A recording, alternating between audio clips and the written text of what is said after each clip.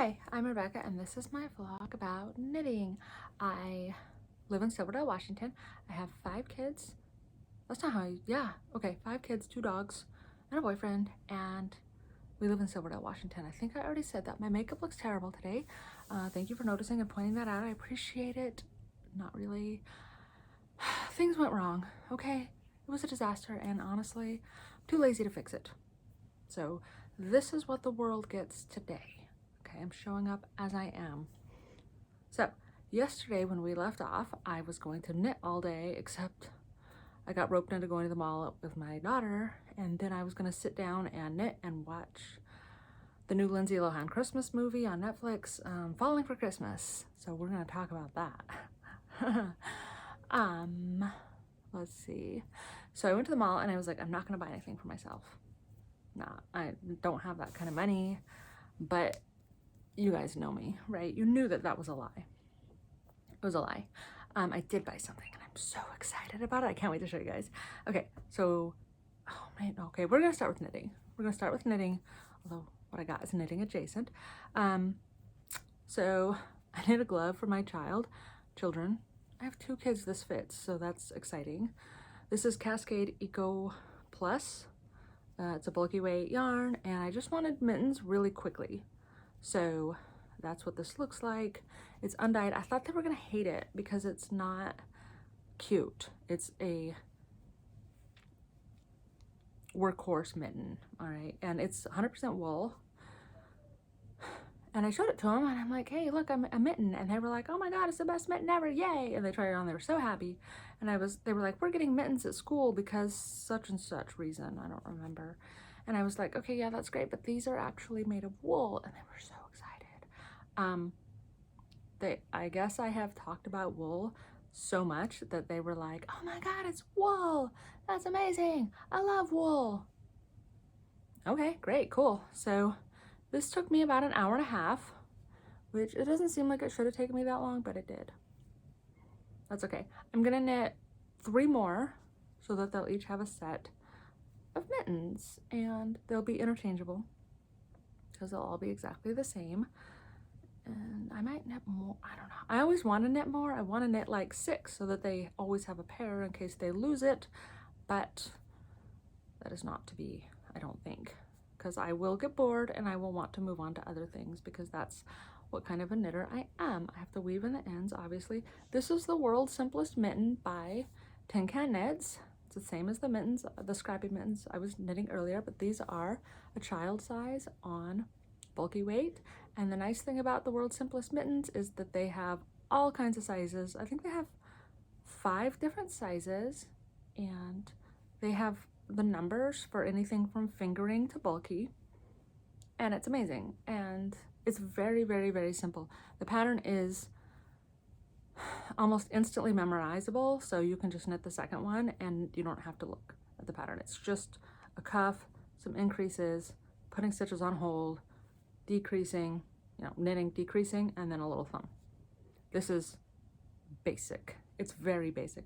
And I did not have a tape measure next to me, so I just Googled credit card dimensions and used my driver's license to measure. Measure-ish. I was like, meh, it's probably okay. It's pretty close. I don't know. So there you go. There is the world's simplest and most boring mitten ever. But the kids like them, so they're gonna do what they're meant to do, provided they wear them. And I still need to get the winter coats, like actual winter coats, but when I do, I think I'm gonna do the crochet chain and then keep them in the coat so that they don't lose them. That's my plan. I've done that before, it didn't work out. I made the chain too long and then they dragged on the floor. It was kind of stupid, actually, but I think I'm gonna do that. I don't know. These are my mittens. So, mitten. This is the mitten I made. It's cold here now. So, I went to Target and I saw this sweater and it was on sale. And I was so excited. I totally 100% grabbed it and didn't look back. I didn't even think about it. I was like, it's on sale. It was normally $20, but Target Circle has one clothing item 25% off.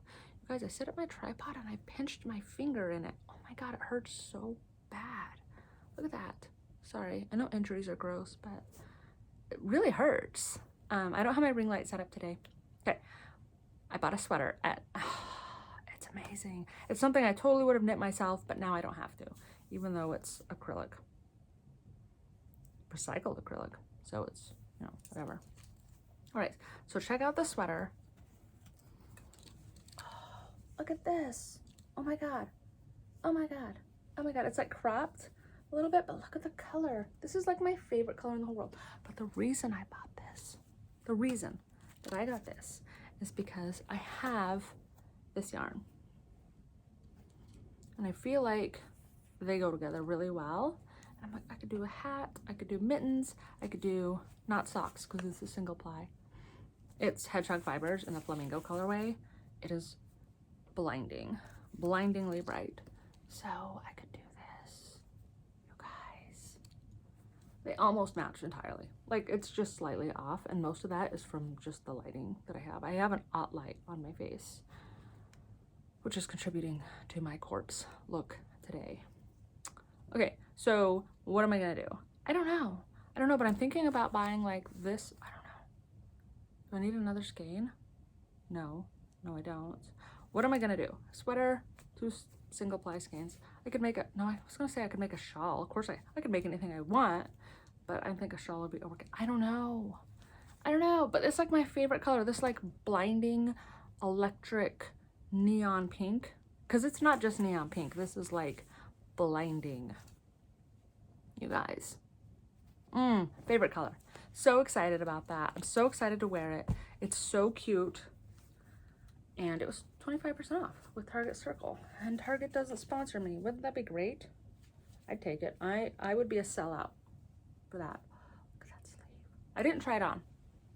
I have no idea if it looks good on me or not. That's life. So I have a mitten and a sweater that matches 2 skeins of yarn that I have. Okay, so this is traumatic. I watched Falling for Christmas by Lindsay Lohan, or not by Lindsay Lohan. She wrote the whole thing and directed it. No, she's in it. And I thought it was going to be a hot mess. That's why I watched it, because I love a hot mess Christmas movie. It was okay. It was a Christmas movie. It's what you would expect. But what I didn't know about the movie, because I went in blind. I had no idea what the premise was, and I wish that I had Googled it. I wish I had done that, because the movie is about a woman who gets in an accident and she has amnesia. She loses her memory and meets somebody, but she's engaged to someone else. Okay, like that's how that works. And I won't spoil the ending for you, but it's a Christmas movie, so I guess you can figure out exactly what happened now.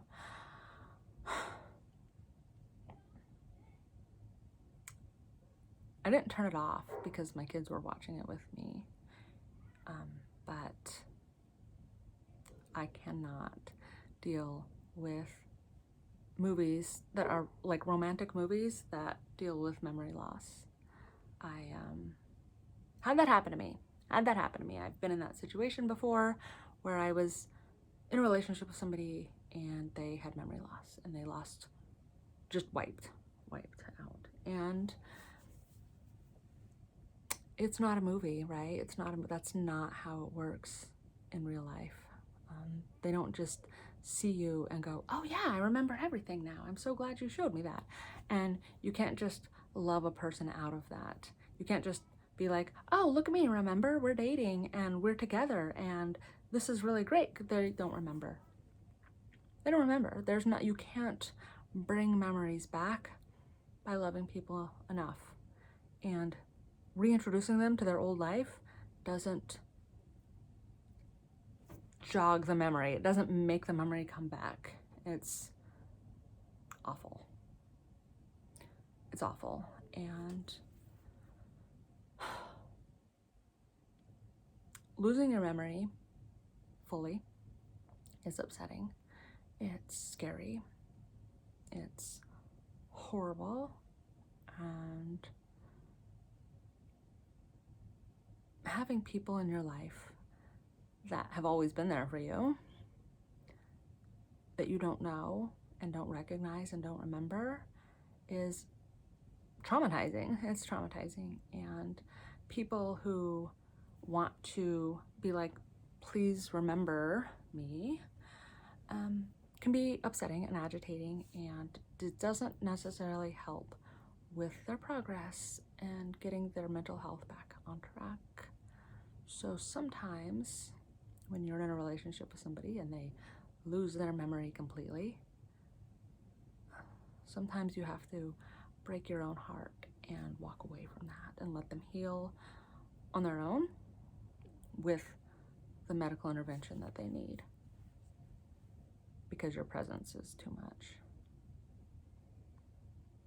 And so it's not that I don't like those movies because of the memory loss and because of the memories that it evokes for me. It's the happy endings, because life doesn't work that way.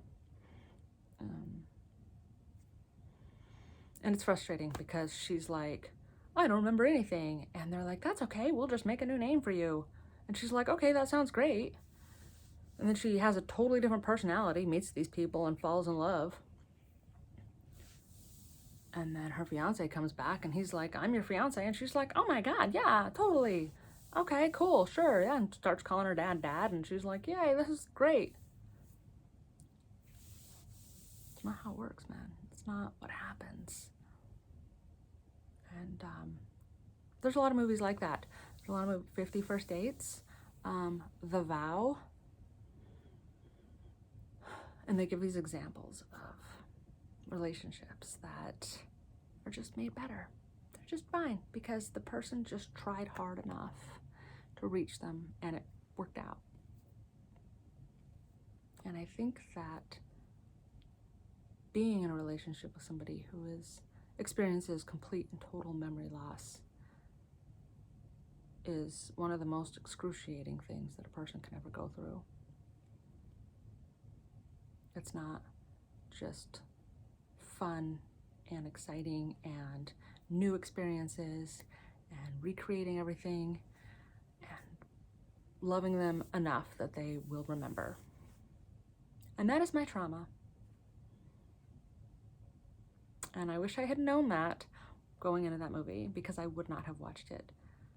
That's not my thing. It's not my thing. But hey, it all worked out in the end. It's not real life.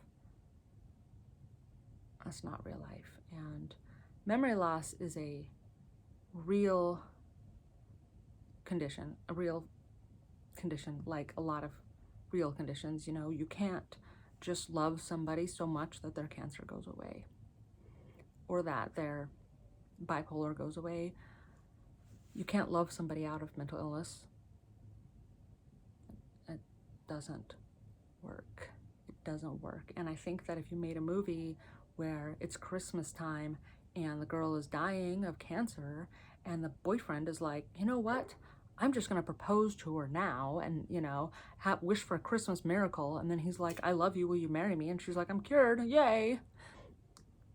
That wouldn't fly. Nobody would watch that. And the person who like presented that as a premise for a movie would be fired. That's not how it works. And so next time you watch a movie that has memory loss in a relationship and it all works out in the end, it doesn't. It doesn't work the way that they say it does. And that's frustrating. But a movie about memory loss in a relationship that ends horribly is not the kind of movie people want to watch, right? That's not Christmassy. It's not fun. It's not romantic. It's just depressing and sad. And so I understand that it has to have a happy ending to be palatable, but I wish that they would stop with that trope, because it's not real. And taking an illness that people suffer from and making it go away because you love them hard enough it's not any different than any other health problem that a person would have. And it's frustrating. It's frustrating to see that played out over and over and over again. And it's not how that works at all. So there you go. There's me trauma dumping and me spoiling a movie for you. And But you knew how it was going to end anyway, right? Like, that's how those movies work. I think that, you know, I knew how it was going to end before I even watched it, and I didn't even know what it was about, so you can't really spoil a Hallmark Christmas movie, I guess. Anyway, wow, that was traumatic, but I only brought that up because I told you guys I was going to watch it, and I did, unfortunately. And I just was frustrated the whole time. It's cute. If you don't have trauma surrounding a relationship that ended because of memory loss, then it's probably okay. It's cute. It's a cute movie. That's it. Parts about it were really weird as far as her memory loss, but she could still like do everything. She didn't need rehab. She was just like, okay, brand new person now. I guess my name is whatever. Still know how to do all the things that I knew how to do before and more. She developed new talents also, because she didn't know what her talents were, I guess. So she just like knew how to do stuff instinctively. It doesn't matter. It doesn't work like that. Anyway, now that I have trauma dumped on you for like 10 minutes, I'm gonna go. My plan today is to knit, but I also need to like go on a walk or something. I need to figure out a way to physically move. My finger hurts so bad. I need to find a way to physically move today. Like, this whole sitting down thing isn't really working for me anymore. I like taking walks. It's good for my mental health. It's just hard to actually get the desire to actually go. I just need to put on my shoes. Once I put on my shoes, I'm good. That's how walking goes. Just put on your shoes. You'll be fine.